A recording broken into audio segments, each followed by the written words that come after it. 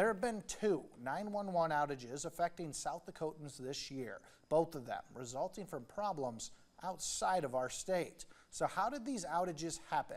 First Alert investigator Beth Warden has the answers for us tonight. Everything's okay there? We're here to help you. Okay. When you call or text 911, people like Don Niehoff are one of the nearly 400 operators in the state ready to help.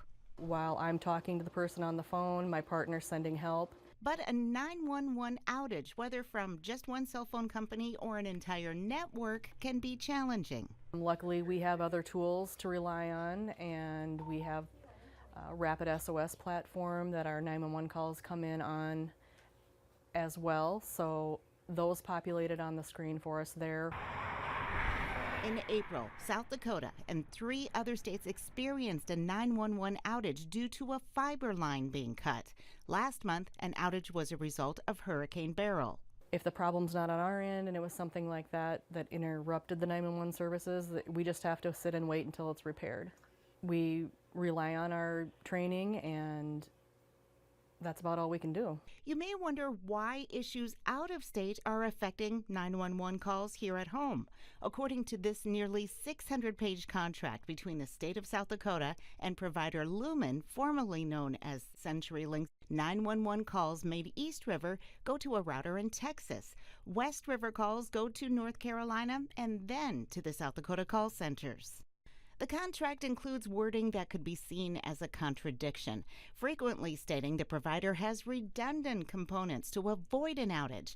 Another part of the document says the goal of less than 6 minutes of downtime per year will be excused for situations beyond CenturyLink's control.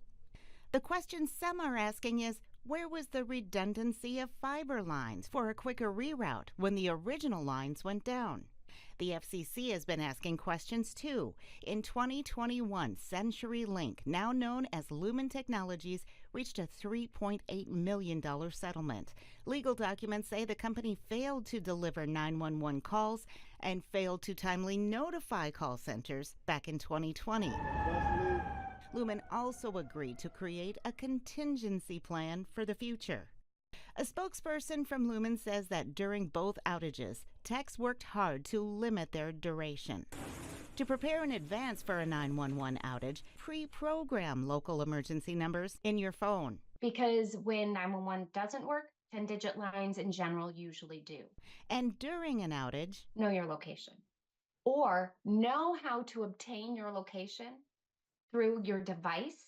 Also follow the instructions of your local 911 centers.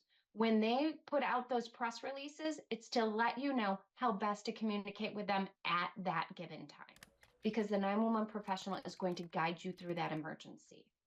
you may have heard of Next Generation 911. The majority of South Dakota provides it now, where you can text to 911. The locations that don't have Next Generation 911 includes tribal land, and that's one of the reasons we're seeing grants for broadband funding in remote areas. In Sioux Falls, Beth Warden, Dakota News Now. In a state filing to the FCC for 2022, just over 322,000 calls came into 911. It costs $36.5 million to operate 911 services statewide.